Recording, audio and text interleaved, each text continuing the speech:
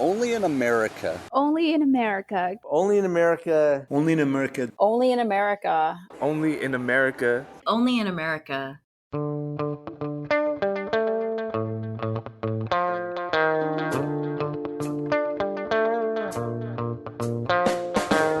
This week, the challenges that U.S. farms are facing due to a lack of workers. I know that without our workers, our business didn't exist, and I think that is, without a doubt, the most important thing that when I think about how will agriculture sustain itself moving forward.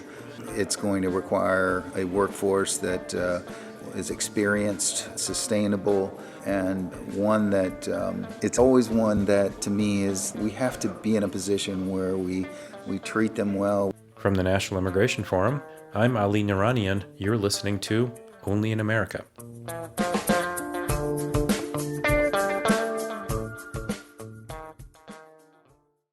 Welcome back to part 2 of Growing a Better System. We've been looking at how immigrants play an outsized role in our agriculture industry. It's clear that we need a better system for farm workers and growers alike. Farmers, they need a stable workforce. Our nation needs a stable food supply. And farm workers need the opportunities and stability to succeed. The fact is that working on farms is tough. Fewer Americans are applying for these jobs. Our farms don't have enough workers. And there are not enough legal immigration pathways for more workers to take on these jobs. In an episode a couple years back, I spoke with Sheriff Michael Chitwood of Volusia County, Florida. The sheriff told me about the fern-producing industry in a small town in his county and how many people just aren't up for the job of working in the often labor-intensive ag industry.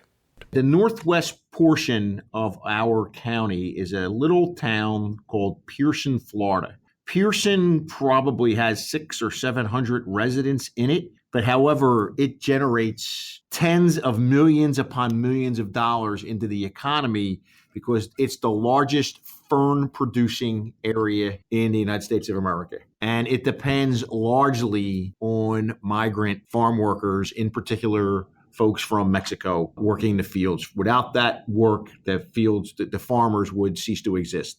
I've been up in those fields, and I have to tell you something. Not only am I not working in those fields, my kids aren't going to work in those fields. And if they did work, they wouldn't survive. So there's a hardworking community up there.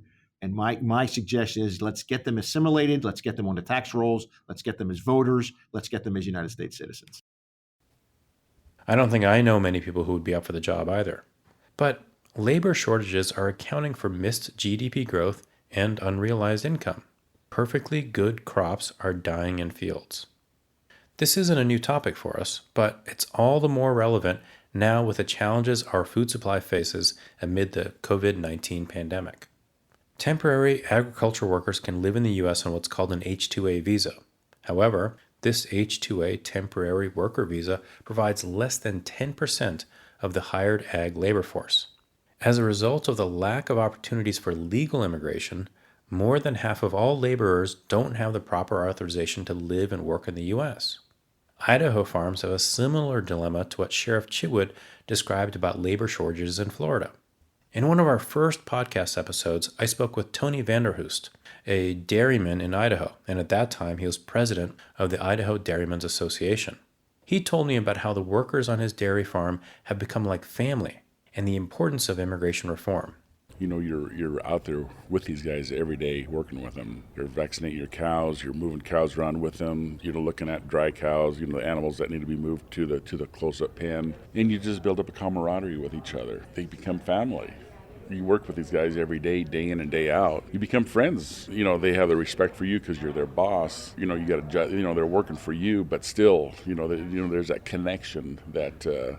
That's cool. That's pretty awesome. You know, we get invited to, the kids' quinceañeras. Here a while back, one of my guys had a set of, his set of twins. They're 4 or 5 years old. We got invited to their baptism. And then you got the whole community where they gather together. There's probably 200 people there. They got a band. They cook a pig or two in the ground. Tony, just come by for a little while or whatever. So we do, of course we do. And you eat with them. You just have a great time with them. And when you walk in the room, They all look, hey, there's Tony, there's the boss. It just makes you feel good that they look up to you as a person. I'm no better than they are, but for me, for them to see me come walking in the door sometimes is like, hey, oh man, thank you, Tony, for coming.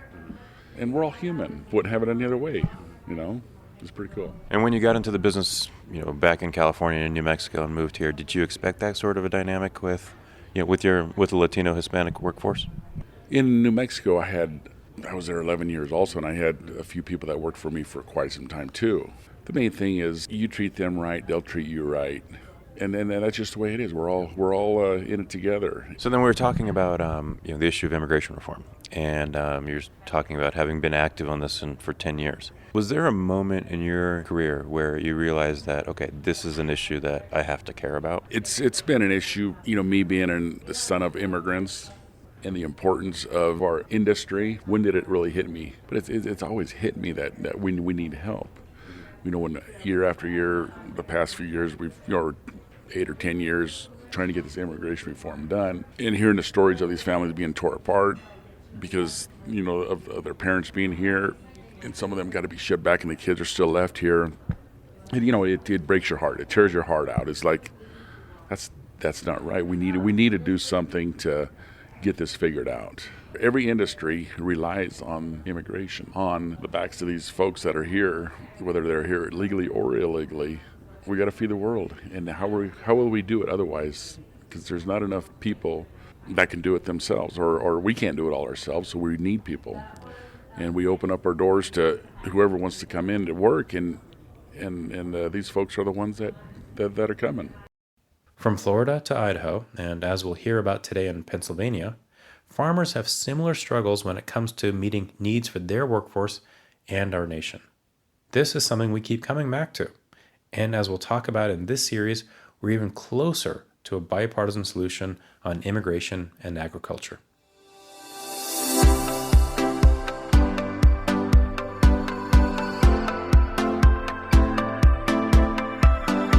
Support for the National Immigration Forum comes from the Carnegie Corporation of New York, supporting innovations in education, democratic engagement, and strengthening international peace and security. And from Humanity United. When humanity is united, we can bring a powerful force for human dignity.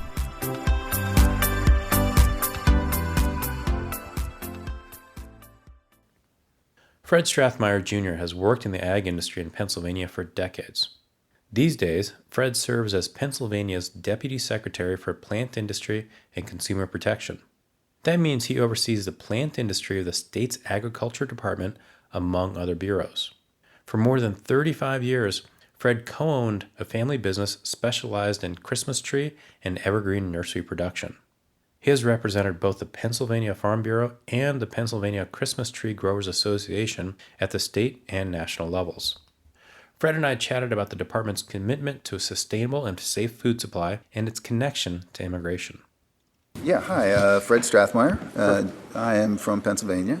Currently, I'm the Deputy Secretary of Agriculture for the state. I oversee plant industry and consumer protection, but spent a lot of years in the private side with our family company. Had the opportunity to be part of the H-2A program about 25 plus years ago. We were one of the first in our state to actually successfully bring H-2A to the forefront for our business. At the end of the day, as much as there were sometimes issues in implementation, at the end of the day, my family, we were able to sleep at night. We felt comfortable with where our workforce was, and it also did give us a consistent workforce for our seasonal work, which was Christmas trees and horticulture. So how did you make the transition from operating a farm to the policy side? I've always had an interest in politics. I've always had an interest in being involved on the public side. I know that over the years there are challenges that we in business are faced with through regulations, through different statutes that change our lives. And so we've always been, and I've always been somebody that has seen the value in being involved as opposed to being on the fringes. So that probably is the best answer I can give you. So take a step back. Help me understand the Pennsylvania agricultural sector. So our ag is about $137 billion influence to the state, but very, very diversified, from large CAFO operations to small ma and pa's. Dairy industry is very strong. Our hardwood sector is very strong. But I would say that the blood of our industry is truly the small farmer. That's really where I think that Pennsylvania thrives. Over 50,000 farms out there. So it's the landscape obviously has changed in the last 25 years. There's the urban sprawl that's happened. So we've looked at agriculture as to how do we preserve it going forward. But with all this, that's just moving forward, and it's we don't sit still. Yeah. We try to do things that are going to be advantageous to our agriculture in our state. So give me a sense of those 50,000 farms, and the majority of them kind of the smaller farms, because I want to say I read somewhere that Pennsylvania has one of the largest rural populations in the country. I would say yes. Yeah. I mean, without knowing the numbers of other states, but we don't realize that it's such a big state either. We do, and I think the average size farm, when you look at it, I think it breaks down to less than it's right a little over 100 acres. And when you start looking at the vastness of the state and the diversity of the state, even the topography and all that, the climate, in southeastern Pennsylvania versus Erie, Pennsylvania, you've got quite a diverse sector of different products that can be grown. Concentrations, when we look at Lancaster and Lebanon and York counties, the concentration of agriculture in those areas and the impact on the environment as well as just the commerce that goes on in those areas. So for an industry this large and this diverse in a state like Pennsylvania, what does that then mean for the workforce challenges that the industry faces?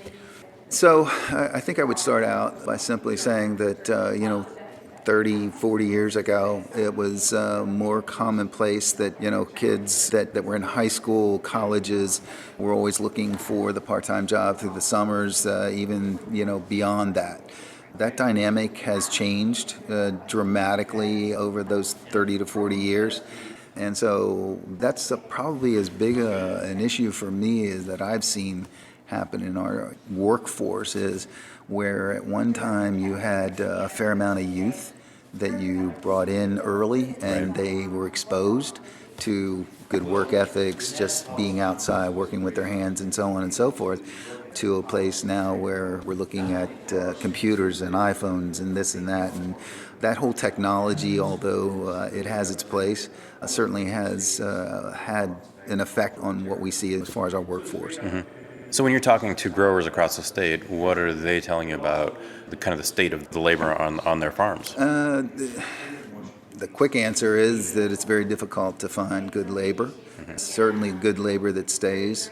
As you know, in farming, the work is always there. The sun rises and the work begins, and sun sets and then another day comes. So that has not changed. So the need for a workforce is very important.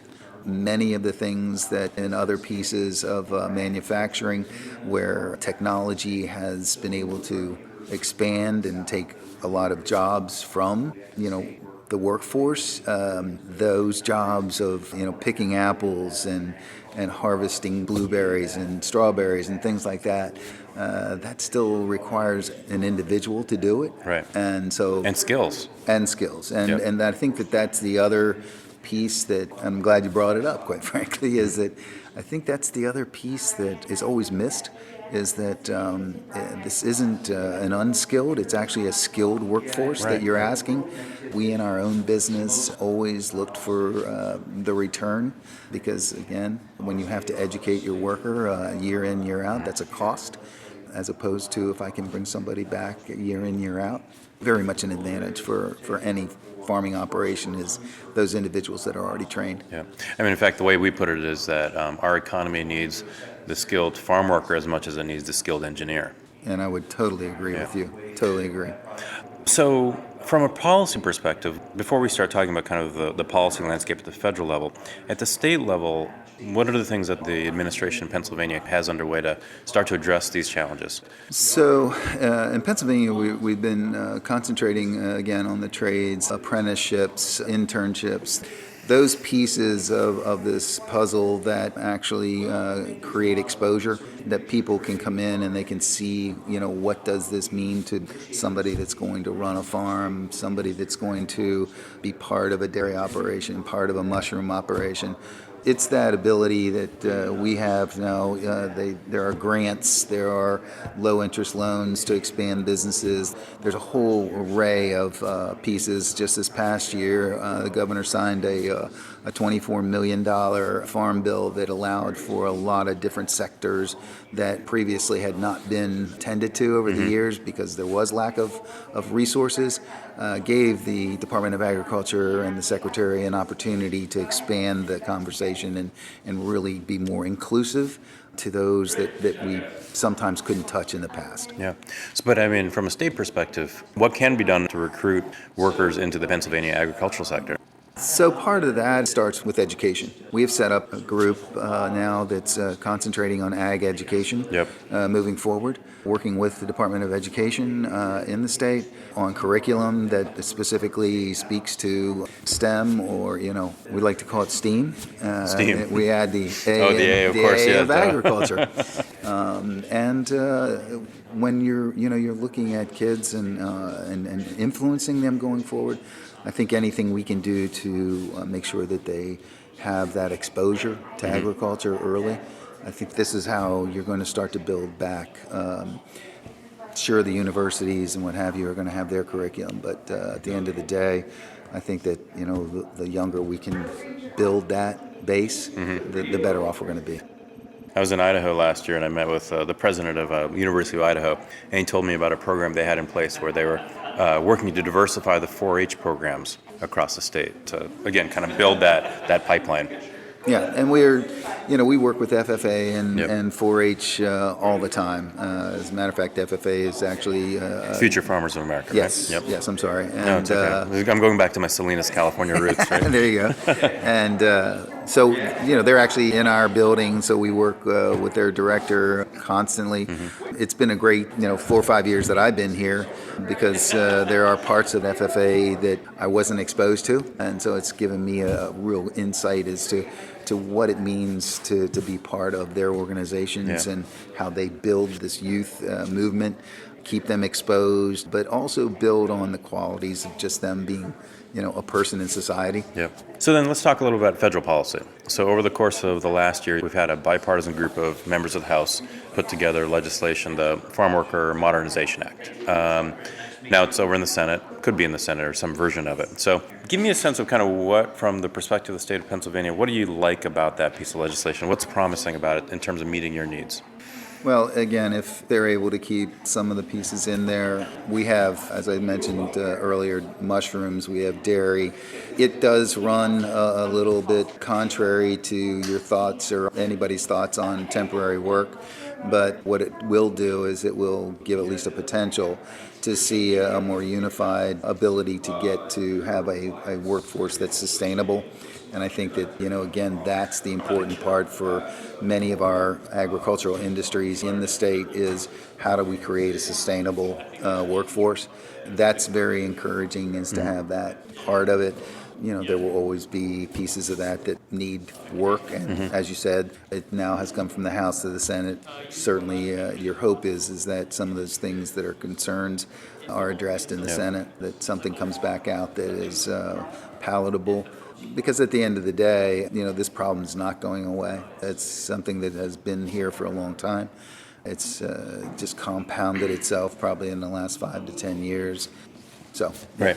I mean, from our perspective, it addresses a large part of the undocumented community and the workforce, but I think what you're getting at also is the extension, for example, of the H-2A program to dairy, because, dairy is not seasonal labor. Correct. Right? Cows need to be milked 365 days a year. Right. So I guess my question here is, you're kind of in between the grower and the feds and trying to kind of navigate this, and oftentimes kind of competing interests. What's your kind of through line? What do you have in mind when you're thinking about these issues? Well, again, having lived it, and I think that's the difference, is that, I'm in this position, yes, today, but spent a lot of time on the private sector, as part of an agricultural industry. I know that without our workers, our business didn't exist, and I think that is, without a doubt, the most important thing that when I think about how will agriculture sustain itself moving forward, it's going to require a workforce that is experienced, sustainable, and one that it's always one that to me is we have to be in a position where we treat them well, we treat anybody, and this is probably the piece for me that sometimes gets a little convoluted, is that we as in a family and a family business, we didn't treat anybody differently. And I think that sometimes the misconception of this temporary workforce or people coming and working in agriculture is that they're treated or that they potentially are treated differently. I think that it's no different from the automobile worker that goes into the plant. There's a certain expectation that the conditions and pieces of that conversation are taken care of.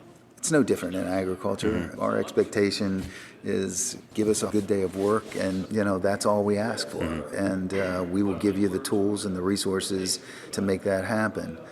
I think that's been a little disappointing over the years for me, is that I feel like sometimes these conversations get very convoluted. And mm-hmm. That's where I would leave that. Yeah, no. But there's also this element too where the scale of your family farm, yes, there's an employer-employee relationship, but there's also the proximity and the everyday waking up, kind of working shoulder to shoulder with somebody. You get to know them as people in ways that they don't happen in a manufacturing plant necessarily. And that's true. I mean, again, the difference, I think, sometimes, and you're kind of alluding to it in agriculture, is, you're out amongst the elements. Those mm-hmm. elements are not always friendly. Yeah. Especially in February. Yeah, well, and we were in the Christmas tree business, so when we were harvesting Christmas trees in November and December, it snowed, it was cold, it was not always the most pleasant conditions. But when you are working side by side with somebody and you appreciate what they are doing, and they see you side by side with them, they appreciate what they have as well. And so it's always got to be a two-way street, and it doesn't really matter what business you're in. You're only as good as your employees, and I think that we've always tried to take that approach. So now in this position, how do you help the public understand whether what you saw as a farmer or what you're seeing every day working with growers across Pennsylvania? So how do you help the public understand the value of immigrants and immigration to the agricultural sector of the state? I think that for me, the most important thing is to get rid of the misnomers, is to be able to speak the truths, to get past these anecdotal solutions that people come up with, or these anecdotal comments or thoughts that things are a certain way when in fact they aren't. My ability to educate the public, to create a more knowledgeable base, to when given an opportunity to talk about harvesting of vegetables, harvesting of fruits, harvesting of the mushrooms, all these things, or growing, planting, they're all pieces that make us what we are in agriculture. Mm-hmm. I mean, it's about that connection with the earth and all the things that go around it. Yeah. So we're, just because it's a rainy day doesn't mean that the farmer doesn't work. And I think that any time, whether it be a workforce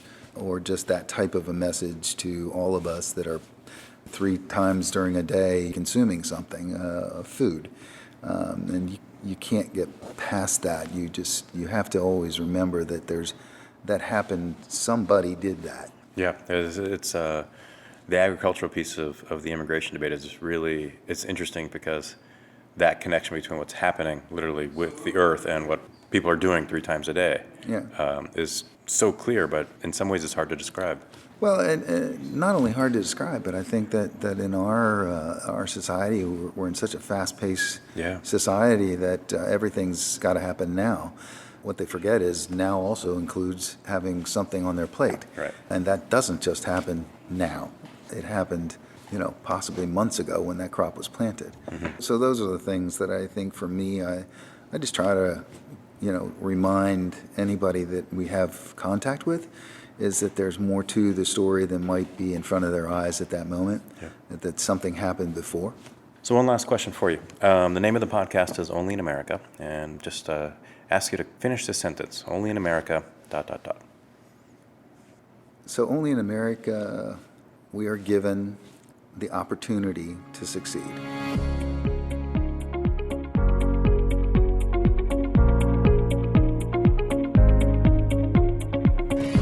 Fred Strathmeyer Jr. is the Pennsylvania Deputy Secretary for Plant Industry and Consumer Protection.